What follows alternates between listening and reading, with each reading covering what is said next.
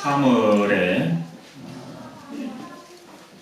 가까운 교회가 창립 2돌을 맞아서 감사를 드리겠죠. 하나님의 은혜와 평강이 가까운 교회에 늘 함께 하시기를 축복합니다. 이제는 그런 말을 하는 것을 넘어서서 씩씩하게 또 걸을 수 있는 그런 날이 되었습니다.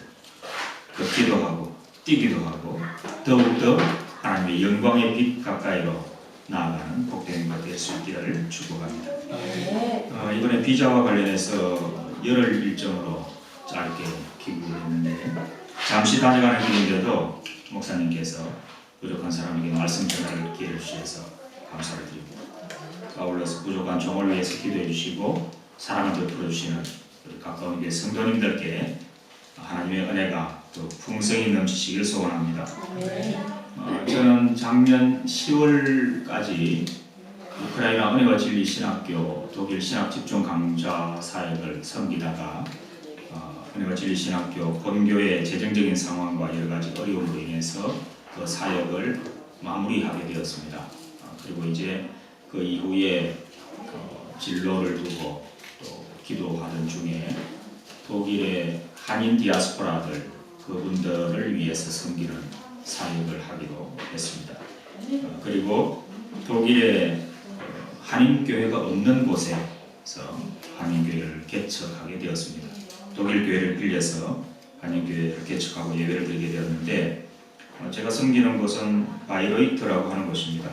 사진을 한번 보여주시겠습니까? 바이로이트가 저기 보시면 가운데 분홍색 저 부분이 독일이죠. 독일인데 독일의 거의 중앙 지점에 있습니다. 거의 중부에 있는 바이로이트인데 저것이 인구가 7만 5천 명인데 7만 명 정도 되는데 대학생이 무려 2만 5천 명. 그래서 전형적인 대학 도시입니다. 학생분들이 많이 계신데 여러분 나중에 독일로 유학을 오십시오. 학비가 들지 않습니다. 대학은 박사과정까지. 박사과정에 들어가면 월급까지 받습니다. 그리고 이제 저곳에 바이로이트가 또 유명한 곳인 게 해마다 8월이면 여러분 바그너 아시죠? 오페라 바그너 축제가 저곳에서 열립니다. 그래서 바그너 축제가 8월 한 달간 열리는데 그 바그너 축제 처음 시작할 때는 독일 총리가 참석을 하고 또 바그너를 전공하는 세계의 음악가들은 독일 바이로이트 바그너 축제에 참석하는 것이 일생의 소원인 그런 곳이죠. 그러다 보니 한국 유학생들도 많고 거의 한 100명 정도 된다고 들었습니다. 그리고 또 8월에 열리는 바그너 축제에 참석하는 한국인 연주자들이 많이 있는데 이런 곳에 한인교회가 그동안 없었습니다. 그러다 보니까 이곳에 있는 분들이 가장 가까운 곳에 있는 한인교회까지 약 100km 조금 더 멀리는 200km, 300km 떨어진 곳까지 예배를 드리러 갑니다.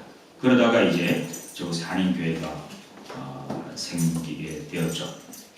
두 번째 사진을 좀 보여주시겠습니까? 저곳이 바이로이트 개혁교회입니다. 그 다음 사진도 계속 보여주시죠. 이게 이제 교회 안의 모습이고 저렇게 생겼습니다. 우리처럼 이렇게 빔 프로젝터 이런 것도 없습니다. 마이크도 없고 이 건물이 바이로이트 개혁교회는 저 멀리 프랑스에서 박해를 피해서 멀리 독일까지 망명해서 온 위그노 프랑스의 개신교 신자들 위그노들이 1686년에 이곳까지 와서 이곳 바이로이트 개혁교회를 시작했습니다. 그리고 지금 이 건물은 1755년 된 건물, 아까 그 건물 한 250년 정도 된 건물이죠. 그 다음에 또 이쪽 오른쪽 이분은 이제 바이로이트 개혁교회 시몬 프로벤 담임 목사님인데 뭐든지 막 도와주려고 합니다. 왜냐하면 개혁교회가 우리하고 똑같은 장로교거든요. 독일은 대부분 독일 개신교는 루터교회입니다. 그래서 한 2천만 명 정도 되는데 개혁교회 장로교인들은 10년 전만 해도 뭐 100만 명 정도가 되었다고 하는데 불과 10년 사이에 20만 명 정도로 줄었습니다. 안타까운 현상이죠. 그러다 보니 같은 장로교 목사가 왔다고 해서 굉장히 반겨하면서 막 도와주고 있습니다. 심지어는 이번에 비자까지 이 독일 교회에서 도와줘서 신원보증을 써줘서 하게 되었습니다. 독일 교회와 좋은 협력 관계를 맺으려고 하고 있습니다. 아까 우리 목사님께 담임 목사님께서 잠깐 말씀하신 것처럼 그다음 하나님의 은혜로 지금 제적은 뭐 한 40년 가까이 되고 매주 끊임없이 새 가족이 와서 한 20명 정도 지금 출석하고 있고 또 식탁의 교제를 나누고 있습니다. 독일에 고기가 싸다 보니까 매주 갈비찜에 또 보이시죠. 또 직접 우리 음식 만들기를 좋아하는 저희 집 큰 아들이 직접 만들거든요. 이거는 이제 닭다리 5kg를 튀겨서 저희 집에 불러서 이제 오픈하우스 프라이드 치킨 데이 이렇게 했습니다. 또 보여주시죠. 답니까? 네. 감사합니다. 근데 우리 가까운 교회 식탁의 교제, 넘치는 식탁의 교제만큼은 못 미칩니다만 열심히 저희도 가까운 교회에 따라가려고 하고 있습니다. 바이오리트 한인교회는 이렇게 현지에 거주하는 한인들 그리고 특히 유학생들, 이 유학생들이 독일에 오면 독일에는 방금 전에도 말씀드린 것처럼 100만 명의 개혁교회 신도들이 불과 10년 사이에 20만 명으로 줄어들었듯이 교회를 잘 안 가요. 주일날. 그래서 한국에서 유학 온 학생들도 거기에 그냥 그 분위기에 휩쓸려서 한국에서 교회를 잘 다니다 온 친구들도 주일날 되면 그냥 놀러 다니고 교회를 잘 안 다니는 그런 친구들이 많이 있습니다. 그래서 그런 친구들에게 좋은 예배 처소가 되고 또 주일 성수를 잘 하지 않는 독일 문화에 물들지 않도록 영적으로 돌보는 그런 사역을 하고 있습니다. 그리고 또 믿지 않는 학생들 그런 친구들에게 식탁의 교제에 초대해서 함께 또 음식을 나누고 신앙을 가지도록 하고 있고 그리고 시작부터 선교하는 교회가 부흥한다 이런 믿음 하에서 선교적인 교회로 지향하고 있습니다. 그래서 이슬람권 선교사 한 분을 후원하고 있고요. 그리고 독일에 있는 우크라이나인 교회, 거기도 개척교회인데 거기도 후원하고 있고 거기서 끝이 아닙니다.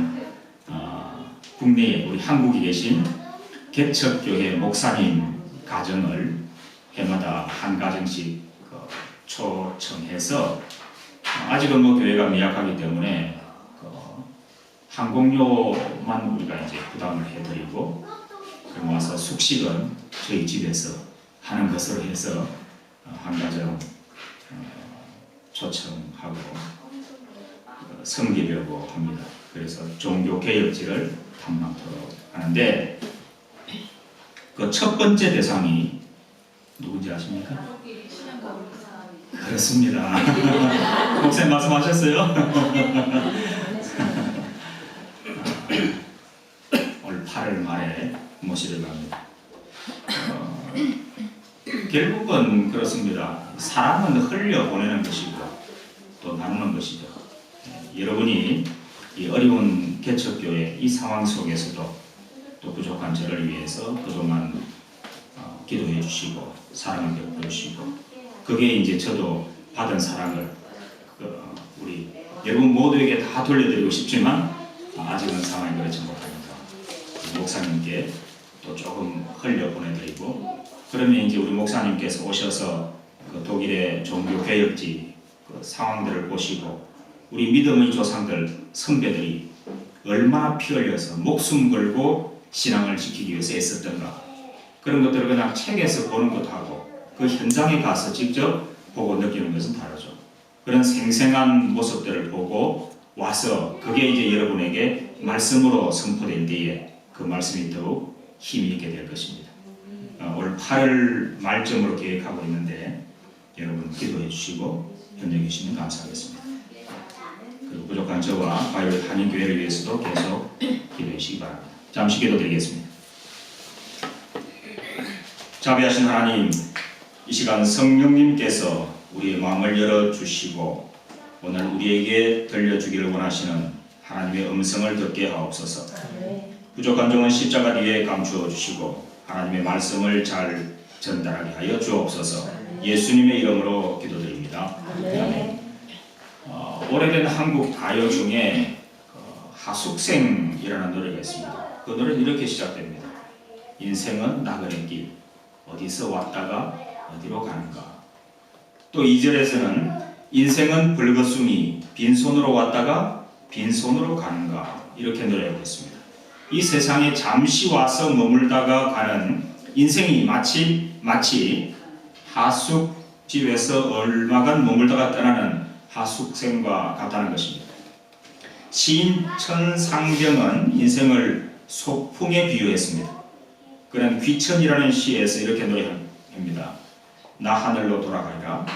새벽빛 와 닿으면 쓰러지는 이슬 더불어 손에 손을 잡고 나 하늘로 돌아가리라. 노을빛 함께 단둘이서 기슭에서 놀다가 구름 손짓하면 나 하늘로 돌아가리라. 아름다운 이 세상 소풍 끝내는 날 가서 아름다웠더라고 말하리라. 인생이 하숙생 같든지 아니면 하늘에서 잠시 이 땅에 다니러 내려온 소풍 같든지 우리는 모두 이 땅에 잠시 머물다 떠나는 나그네라는 사실을 보여줍니다. 오늘 본문 말씀 역시 고단한 인생길을 걸어가며 부르는 나그네의 노래입니다. 하지만 이 노래는 여느 노래와는 다릅니다. 시편 121편은 땅에서 부르는 하늘 노래입니다. 시편 120편부터 134편까지 모두 15편의 시편에는 성전에 올라가는 노래라는 표제어가 붙어 있습니다. 이들 시편은 이스라엘 백성들이 절기를 맞아 예루살렘 성전을 향하여 올라가면서 부르는 노래들이었습니다. 특히 시편 121편은 하나님의 도우심과 하나님의 지켜주심에 대한 확신이 담겨있는 시입니다. 오늘 본문 1절과 2절 말씀을 함께 읽겠습니다.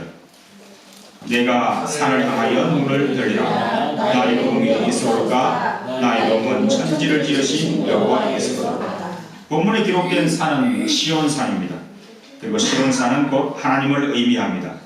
지금 시인은 자신의 도움이 시온산으로 상징되는 창조주 하나님께로부터 비롯되었다는 것을 고백하고 있습니다. 이 고백은 전능하신 하나님만이 우리를 도울 수 있다, 그런 능력을 가지신 분이다 라는 것입니다. 하이델베르크 교리문답 26번과 28번에는 이렇게 기록되어 있습니다. 천지를 지으신 전능하신 하나님 아버지를 믿는다는 것은 하나님을 전적으로 신뢰하여 하나님이 나의 영육간의 모든 필요를 공급하신다는 것을 믿어 의심치 않는 것입니다.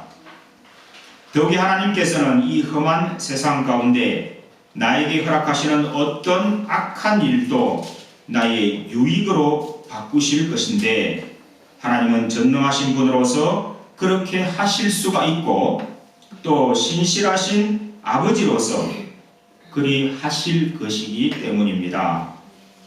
우리는 역경 속에서도 인내하며 축복 속에서 감사하고 신실하신 아버지 하나님께 우리의 앞날을 맡기고 의지해야 합니다. 이 고백이 오늘 우리 모두의 고백이 되기를 축복합니다. 이제 시편 121편의 본론에 해당하는 3절부터 8절까지의 말씀을 좀 더 자세히 살펴보겠습니다. 본문 3절과 4절을 함께 읽겠습니다.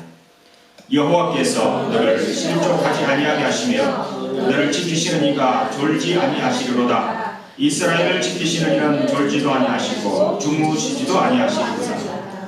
이스라엘 사람들은 하나님의 극진한 돌보심을 말할 때에 항상 두 가지 이미지를 떠올리는데 그 중에 하나는 도둑과 맹수를 막기 위해서 양의 문에서 양들을 지키는 목자의 이미지와 또 하나는 망대를 지키는 파수꾼의 이미지입니다.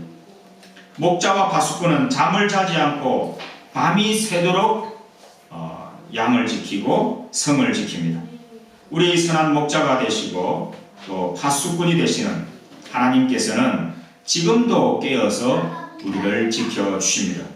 이 믿음 안에서 우리 매일의 삶이 평안으로 충만하기를 소원합니다. 본문 5절과 6절 말씀도 함께 읽겠습니다. 여호와는 너를 지키시는 이시라. 여호와께서 내 오른쪽에서 내 그늘이 되시나니 낮에 해가 너를 상하게 하지 아니하며 밤의 달도 너를 해치지 아니하리로다. 하나님께서는 우리의 그늘이 되셔서 장렬하는 태양빛으로부터 우리를 지켜주십니다. 하나님은 또한 밤의 달빛으로부터도 우리를 보호하십니다. 고대인들은 달빛이 마음의 질서를 무너뜨리는 것으로 생각했습니다. 어떤 주석가는 중동 지역의 대기가 너무 맑아서 밤에 달을 직접 쳐다보면 시력을 상할 수도 있다는 말을 하기도 합니다. 결국 낮의 해와 밤의 달이 해치지 못한다는 말은 하나님께서 모든 재앙으로부터 우리를 보호해 주신다는 그런 것을 말합니다. 하나님께서 낮의 해와 밤의 달빛으로부터 우리를 지켜주신다는 것은 밤낮으로 우리를 보호하신다는 의미입니다. 선지자 이사야는 이사야서 27장 3절에서 이렇게 말합니다. 나 여호와는 포도원 지기가 되며 때때로 물을 주며 밤낮으로 간수하여 아무든지 이를 해치지 못하게 하리로다. 하나님께서는 우리 오른쪽에서 그늘이 되어 주신다고 했습니다. 성경에서 오른쪽은 힘과 권위의 상징입니다. 또 오른쪽에 관한 재미있는 해석도 있습니다. 우리나라 사람들은, 이스라엘 사람들은 우리의 동서남북과는 다른 방위 개념을 사용한다고 하죠. 그들은 해가 뜨는 곳이 앞이고 해가 지는 서쪽, 이것을 뒤라고 생각합니다. 그렇다면 해가 뜨는 동쪽을 향해서 있을 때 오른쪽은 어디가 될까요? 남쪽이죠. 그렇죠? 고민할 필요가 없죠? 네, 남쪽입니다. 한낮의 태양이 남쪽 하늘에 높이 떠서 그 열기가 최고조에 달하는 바로 그때에 하나님께서는 우리의 오른쪽에서 시원한 그늘이 되어주신다. 이처럼 하나님은 섬세한 돌보심 가운데에서 하나님의 백성들을 지켜주신다는 말씀입니다. 이 같은 하나님의 돌보심 안에 기쁨과 감사가 넘치는 우리 삶이 될 수 있기를 축복합니다. 본문 7절 말씀도 함께 읽겠습니다. 여호와께서 너를 지켜 모든 환난을 멸하게 하시며 또 내 영혼을 지키시리로다. 모든 환난을 멸하게 하신다는 것은 하나님께서 우리의 일거수일투족을 다 보시고 성도들이 환난에 빠져 좌절하지 않도록 도와주신다는 의미입니다. 시인은 본문에 기록된 환난이 구체적으로 무엇을 말하는지 언급하고 있지는 않습니다. 하나님께서 우리를 모든 위험에서 지키시며 우리의 삶을 감찰하신다는 이 말씀은 사도 바울의 고백을 떠올리게 합니다. 로마서 8장 35절부터 39절까지의 말씀 한번 찾아볼까요? 어제 밤에 축구 보시느라고 잠을 제대로 못 주무셔서 조금 졸리기도 할 텐데 로마서 8장 35절부터 39절까지 말씀을 찾으셨으면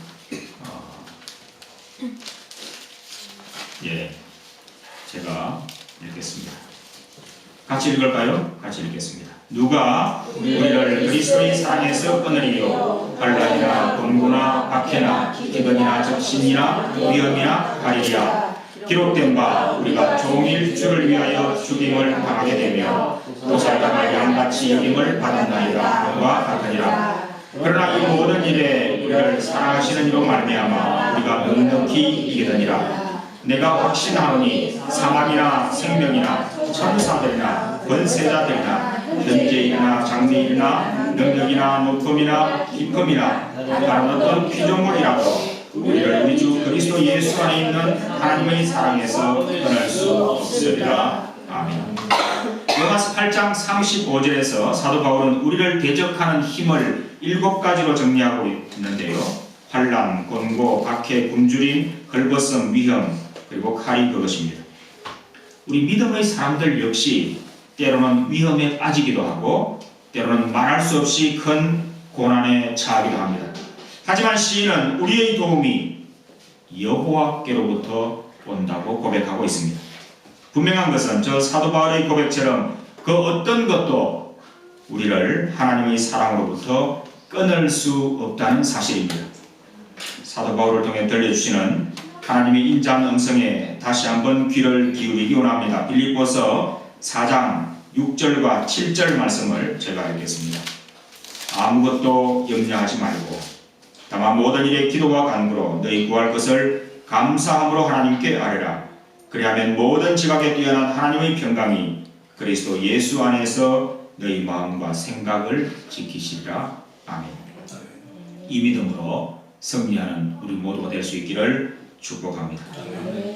이제 본문 8절 말씀을 다 함께 읽겠습니다. 여호와께서 너의 출입을 지금부터 영원까지 지키시리라. 여기서 출입은 인생의 모든 여정을 가리킵니다. 지금부터 영원까지라는 표현은 내가 들어와도 복을 받고 나가도 복을 받을 것이라는 신명기 28장 6절의 축복에서 비롯되었습니다. 따라서 하나님께서 당신의 사랑하는 백성들의 매일매일의 삶 속에서 임마누엘로 지켜주시고 넘치는 복으로 채워주신다는 언약의 말씀입니다. 우리 믿음의 사람들 역시 세상의 근심 걱정과 환난과 위험에서 결코 자유로울 수는 없습니다. 하지만 하나님께서는 매일 우리와 함께 하시고 우리를 지키시고 보호해 주십니다. 그리고 예수 그리스도 십자가 대속의 죽음을 통해서 그 사랑이 온전히 이루어졌습니다. 요한복음 16장 33절 말씀입니다. 이것을 너희에게 이루는 것은 너희로 내 안에서 평안을 누리게 하려 함이라. 세상에서는 너희가 환난을 당하나 담대하라. 내가 세상을 이겨노라. 예수 그리스도 안에서 참 평안을 누리심으로 날마다 승리하는 가까운 교회 성도님들 다 되시기를 축복합니다. 네. 앞서 보신 것처럼 3절부터 8절까지 말씀에 가장 많이 등장하는 단어가 뭐죠? 그렇죠. 지킨다. 무려 6번이나 나옵니다. 지킨다는 말은 성경 곳곳에서 볼 수 있습니다. 하나님께서는 야곱이 고향으로 돌아가는 길을 지켜주셨습니다. 하나님께서는 출애굽한 이스라엘이 가나안 땅까지 가는 동안 모든 위협으로부터 지켜주셨습니다. 하나님께서는 또한 모든 대적의 위협으로부터 이스라엘을 지켜주셨습니다. 신명기 32장 9절과 10절의 말씀입니다. 여호와의 분깃은 자기 백성이라. 야곱은 그가 택하신 기업이로다. 여호와께서 그를 황무지에서 짐승이 부르짖는 광야에서 만나시고 호위하시며 보호하시며 자기의 눈동자같이 지키셨도다. 이 지킨다는 의미의 히브리어는 샤마르입니다. 이 샤마르는 원래 가시나무로 울타리를 치는 것을 말합니다. 가시나무로. 그래서 목자가 가시나무로 울타리를 쳐서 맹수와 도적으로부터 양떼를 보호하듯이 하나님의 지극하고 섬세한 보호하심과 돌보심을 나타낼 때 사용하는 단어가 바로 샤마르입니다. 또한 샤마르는 모든 악한 세력과 각종 질병과 재앙뿐만 아니라 두려움으로부터 우리를 지켜주는 것을 의미합니다. 오늘 우리는 광야 같은 인생길을 걸어가고 있습니다. 광야가 어떤 곳입니까? 언제나 위험이 도사리고 있습니다. 쉽게 지나갈 수 있는 것도 아닙니다. 이전에 중동 지역에서는 포로로 잡은 적군을 신발을 벗기고 맨발로 광야로 내모는 일이 있었다고 합니다. 그 뜨거운 모래 혹은 자갈밭을 맨발로 걷게 하는 것입니다. 광야에 독사나 전갈은 또 얼마나 많습니까? 그런 곳을 맨발로 내몬다는 것은 그냥 거기서 죽으라는 말과 같은 것입니다. 참으로 끔찍한 일이 아닐 수 없습니다. 그런데요, 오늘 우리가 걷고 있는 인생길에서도 저 혹독한 광야길을 만날 수 있다는 사실입니다. 고통스러운 광야길을 만나면 우리는 가장 먼저 두려움에 휩싸이게 됩니다. 비단 광야만이 아닙니다. 우리는 일상 속에서 수없이 많은 두려움을 안고 살아갑니다. 질병에 대한 두려움, 사고나 실직에 대한 두려움, 시험에 대한 두려움, 인간관계에 대한 두려움, 헤아릴 수 없이 많은 두려움이 우리를 힘들게 합니다. 이 같은 두려움이 우리를 엄습하게 되면 많은 경우에는 낙담하고 주저앉게 됩니다. 구원의 좁은 문으로 들어가는 길목에 낙담이라는 수렁이 기다리고 있습니다. 그런데 그 수렁에 빠지지 않고 건너갈 수 있도록 디딤돌이 놓여 있지만 그게 잘 보이지 않아서 수렁에 빠지지 않는 사람이 거의 없다고 합니다. 하나님은 왜 구원의 문 입구에 낙담이라는 수렁을 만들어 두고 사람들이 그곳에 빠지도록 방치하고 계시는가? 이 같은 볼멘 소리에 대한 대답이 있습니다. 낙담의 수렁은 결코 메울 수가 없다. 술의 2만 대군의 가르침으로도 낙담의 수레는 메우지 못한다. 존 번연의 철로 역정에 나오는 이야기입니다. 그렇습니다. 우리의 연약한 인생들은 저 낙담의 수렁에 빠지기가 너무나 쉽습니다. 우리는 하나님의 능력을 신뢰하지 못하고 너무 쉽게 좌절할 때가 많습니다. 하나님의 도우심을 간절히 구한 뒤에도 하나님의 일하심을 확신하지 못할 때가 너무나 많습니다. 기도 따로, 걱정 따로. 이것은 믿음이 부족한 것이 아니라 아예 믿음이 없는 것입니다. 그러나 기억하시기 바랍니다. 하나님은 사랑하는 자녀들이 낙담하고 주저앉아 있는 것을 결코 원치 않으십니다. 하나님은 우리의 아버지가 되셔서 우리에게 다가오는 그 어떤 어려움도 그 어떤 두려움도 모두 막아주신다는 사실을 다시 한번 기억하시기 바랍니다. 하나님은 우리의 선한 목자가 되셔서 가시나무로 울타리를 쳐서 양떼를 지키시듯 우리를 지켜주는 분이십니다. 이 사실을 확신하며 살아가는 가까운 교회 성도님들 다 되시기를 축복합니다.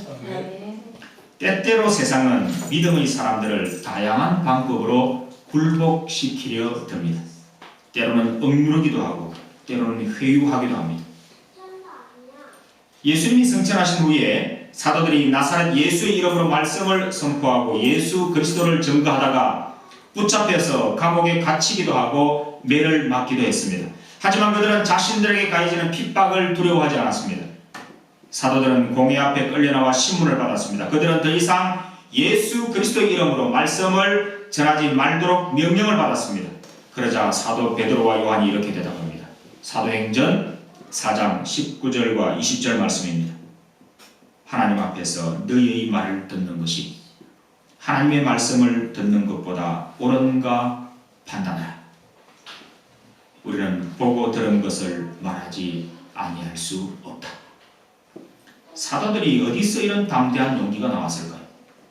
그것은 하나님께서 그들과 함께 하시고 굳건히 지켜주신다는 믿음이 있기 때문에 가능한 일이었습니다.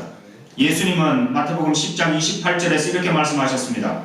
몸은 죽여도 영혼은 능히 죽이지 못하는 자들을 두려워하지 말고 오직 몸과 영혼을 능히 지옥에 멸하실 수 있는 일을 두려워하라. 오늘 여러분이 두려워하시는 것이 무엇입니까? 여러분을 힘들게 하는 것이 무엇입니까?